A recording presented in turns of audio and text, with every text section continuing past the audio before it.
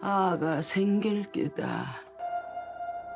꼭 버티낼 기다. 반드시 헤쳐나갈 기다.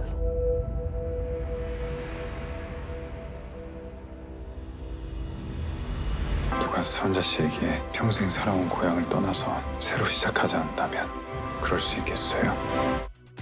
파친코는 재미교포 이민진 작가의 동명소설을 원작으로 한 작품으로 1910년대부터 1980년대까지 4대에 걸친 제일 조선인의 파란만장한 삶을 그렸는데요.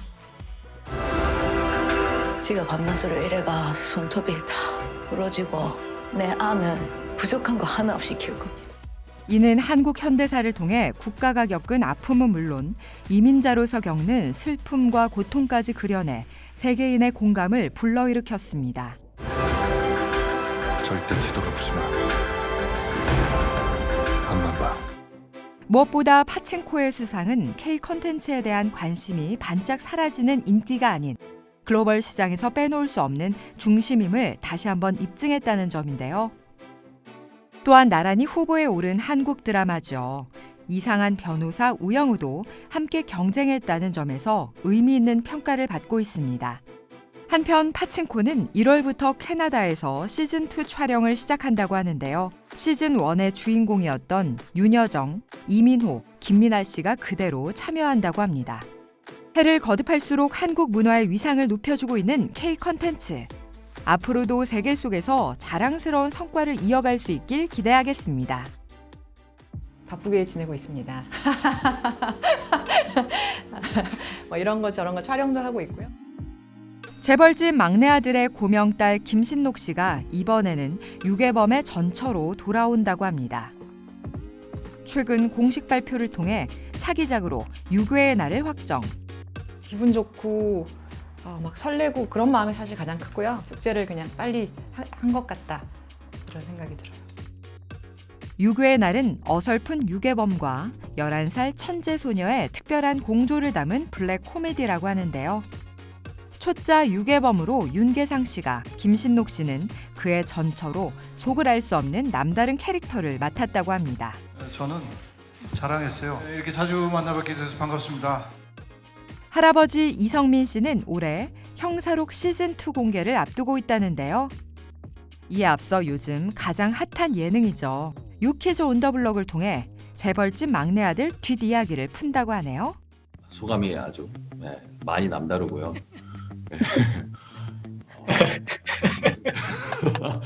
감격 너무 눈물이 날 것 같을 정도로. 왜요? 그런가 하면 장손 김남희 씨는 고모부인 김도연 씨와 함께 아주 사적인 동남아 출연을 검토 중에 있다고 하고요. 굉장히 빠른 속도로 모든 저희 업계에서 일어나는 일들이 굉장히 많은 변화가 빨리빨리 진행되고 있기 때문에 제 설레었던 마음이 현실이 돼서 너무나 기분이 좋았었고요. 요즘 일과 사랑 두 마리 토끼를 잡은 막내 손자 송중기 씨. 영화 화란과 보고타를 통해 관객들과 만날 예정이라고 합니다. 다른 배우분들 라인업을 보니까 너무 기대가 돼서 꼭 참여하고 싶었던 생각은 있었던 것 같아요. 올해 데뷔 25년 차 둘째 아들 조한철 씨. OTT 시리즈 경성 크리처 공개를 앞두고 있다는데요. 천의 얼굴이라는 수식어가 아깝지 않게 묵직하고 깊이 있는 존재감을 선보인다고 합니다.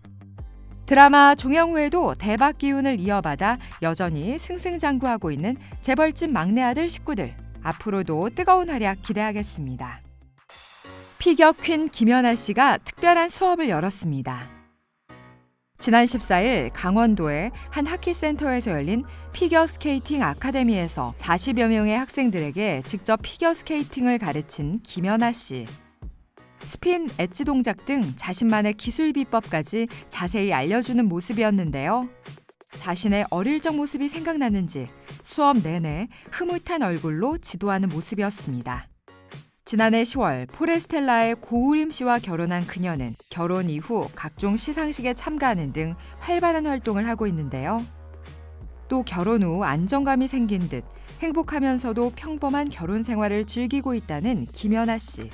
오랜 선수 생활을 하다 보니까 늘 규칙적으로 생활을 해왔고 모든 생활 패턴이 운동에 맞춰져 있었는데 그런 오랜 세월을 장사하고 이제는 이제 약간 일반 많은 분들이 사는 것처럼 똑같이 사는 그런 모습으로 돌아온 것 같아서 또 그때는 누리지 못했던 소소한 일상도 누리고 그렇게 평범하게 생각보다 아주 평범하게 지내고 있습니다.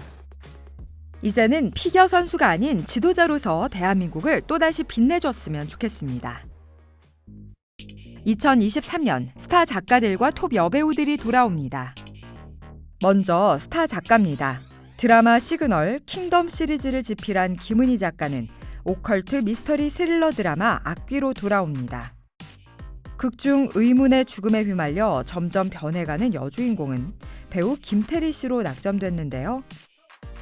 또 펜트하우스를 집필한 김순옥 작가는 오는 9월 7인의 탈출을 선보일 예정이며 작품에서는 엄기준, 황정음, 조윤희 씨 등이 열연을 펼칠 예정입니다. 다음은 그야말로 여왕들의 귀환입니다. OTT 플랫폼에서 웹드라마 퀸메이커로 돌아올 예정인 김희애 씨.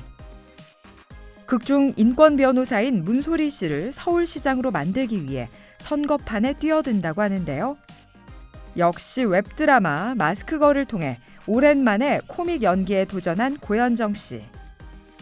극중 외모 컴플렉스를 가진 평범한 직장인으로 분해 오랜만에 친숙한 연기를 펼칠 예정입니다. 네, 너무 뵙고 싶었고요. 또 이렇게 인사드리게 돼서 너무 반갑고요. 기대해 주세요. 감사합니다. 네, 감사합니다. 또 닥터 차정숙에서 가정주부이자 의사로 변신할 엄정화 씨. 김선아 씨는 가면의 여왕에서 3명의 친구들인 오유나, 신은정, 유선 씨와 질투와 욕망의 전쟁을 펼칠 예정이라는데요. 그리고 이분도 돌아옵니다. 프랑스 드라마를 원작으로 한 OTT 플랫폼 웹드라마 마에스트라에서 여성 지휘자로 변신할 예정인 이영애 씨. 무대 위에서 우아하게 지휘할 그녀의 모습은 벌써부터 팬들을 설레게 만들고 있습니다. 제 나름의 확신이겠죠. 하지만은 어쨌든 제가 기다린 만큼의 정말 오랜만에 내놓을 수 있는 그런 작품이다. 그런 생각이 들어요. 분명 만반의 준비를 하고 돌아올 그녀들. 그럼 2023년 올해도 풍성한 볼거리를 기대해 보겠습니다.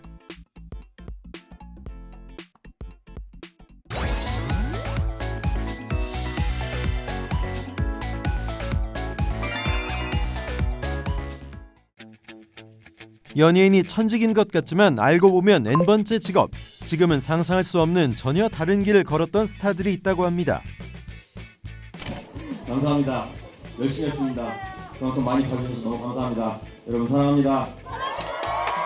좋아한다. 먼저 스크린에 선 천만 배우지만 기업 대표이사 시절에도 추앙할 만한 55억의 매출액을 찍었다는 손석구 씨. 그렇죠. 서바이 생존을 이제 해 나가야 하는 스스로의 힘으로. 아버지 회사의 전신인 선반기계 전문 제조업체의 대표이사로 지금은 배우 일에 몰두하기 위해 전문 경영인에게 운영을 맡긴 상태라고 하는데요. 하지만 회사 지분의 30% 이상을 차지, 영향력 있는 대주주라고 하는군요. 고민은 항상 가지고 있되 긍정적인 마인드로 항상 일을 해나가는 게 중요한 것 같고요. 해맑은 미소와 구김살 없는 성격 덕분에 손에 물 한 방울 안 묻히고 세상 곱게 자랐을 것만 같은 김태리 씨. 순간순간 힘들었던 지점들이 있지만 지나고 나면은 다 되게 즐거웠던 추억이고 한편으로는 그런 부분들이 저를 성장시키는 것 같고. 패스트푸드점부터 야간 편의점까지 안 해본 일이 없다고 하는데요. 그 중에서도 가장 힘들었던 것은 마트 내 두유 판촉 사원. 재미있는 사실은 판매를 하던 중 카페 사장님에게 스카우트돼 카페 아르바이트까지 했었다고 하네요. 제 대사를 기억하시나요 혹시? 제가 아버지 뭐 하시나요? 예, 아버지 잘 계시지? 느가 아버지 뭐하시노의 주인공 김광규 씨. 고등학교 졸업 후 직업 군인으로 오랫동안 일했다고 하는데요. 군대 생활할 때 그 총을 하도 많이 쏘아가지고 하여튼 이번에 굉장히 기대하고 있습니다. 심지어 그냥 군인도 아니고 대대장, 연대장, 사단장 상을 수차례 받은 촉망받는 유능한 군인이었다고 하죠. 하지만 연기자의 길을 걷기 위해 과감히 전역, 생계를 위해 택시 운전도 했다고 하는데요. 웃프게도 하루 수입은 3만 원, 한 달 수입은 80만 원이었다고 하네요. 다들 잘 아시겠지만 원빈 씨 이제 본명이 김도진 씨인데요. 네. 자연인으로서 이제 원빈 씨 아까 처음 만났을 때 인상도 너무 좋았었고. 원빈 씨의 김도진 시절 직업은 자동차 정비사. 카레이서가 꿈이었던 그는 춘천 기계공고에 입학해 3학년 2학기 때 친척 소개로 자동차 정비 공장에 취직했다고 하는데요. 개인적으로는 영화 안에서만 아저씨로 불리고 싶지만 제가 그 나이대가 됐고 그렇게 불리는 거에 대해서 크게 이상하게 생각한 적은 없었던 것 같아요. 인문계 고등학교를 다니는 평범한 아이였던 이유영 씨. 제 주관이 뚜렷한 아이였던 것 같아요. 그냥 중고등학생 때 모든 수업을 들어야 되고, 그리고 어렸을 때부터 부모님이 이것저것 글짓기, 피아노, 위안학원 이런 거 발레부터 시작해서 너무 이렇게 부모님이 제가 했으면 하는 것들이 많아서 거기에 답답함을 느꼈던 것 같아요. 가끔 모델이나 배우를 해보는 게 어떠냐는 제안을 받았지만 그녀가 생각하는 직업은 따로 있었다고 하는데요. 미용 디자이너, 헤어 디자이너를 꿈꿨었는데, 그러니까 이것저것 많이 꿈꾸다가 배우라는 직업을 이제 만나서 안정이 된 것 같아요.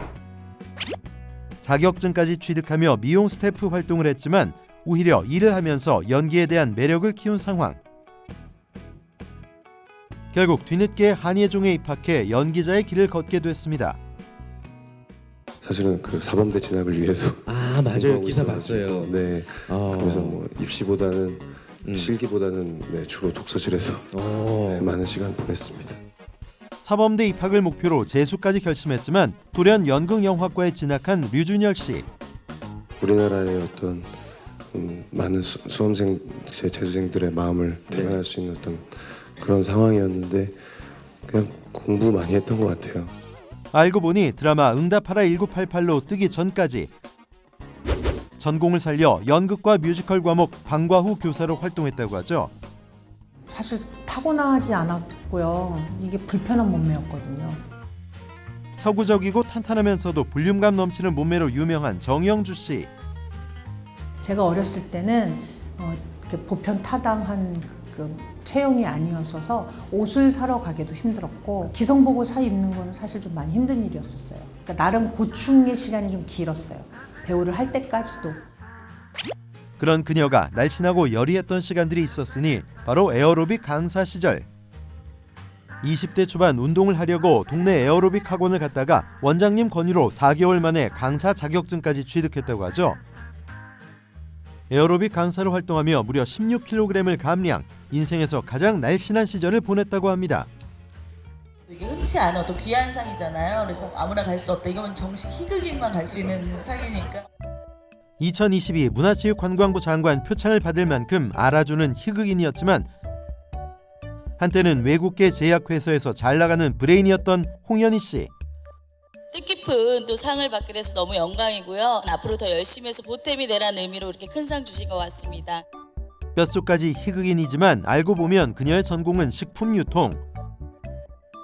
나름 경쟁률이 치열했던 입사 당시 면접에서 직원들을 웃기게 해주겠다며 개인기를 선보여 당당히 합격했다고 하죠. 교사는 나한테 안 맞더라고요. 매일 교환 작성해서 공부해가지고 가야 되고. 이대 말고 숙명여대 국문과 나온 여자 전원주 씨는 연기를 시작하기 전 중학교 국어교사였다고 하는데요. 칠판을 어디서부터 써야 되는데 꼭 중간에서부터 쓰는 거야 내가. 그러니까 썼다가 지웠다 이러고. 그때도 기가 많아서 국어만 애들이 제일 좋아했어요. 국어 시간은 내가 재밌게 읽고 아버지 숙내 어머니 숙내 다 내니까 애들이 선생님 책만 많이 읽어주세요 그랬는데 그때부터 끼가 많았어요. 그래서 이 끼를 발산하려면 교사가 안 맞더라고 내가. 많이 어머니한테 쫓겨나고 의도도 맞고 내가 그랬는데 지금도 후회는 없는 게 우리 연기자는 정년이 없잖아. 사실 전원주 씨의 명연기를 교실에서만 보기에는 너무 아까운 실력. 2번 생각하고 3번 생각해도 너무나 탁월한 선택이었죠. 돌고 돌아 결국은 자신만의 꿈을 찾아 화려하게 꽃을 피워낸 스타들. 색다른 반전 이력을 자양분 삼아 앞으로도 승승장구하길 바랍니다.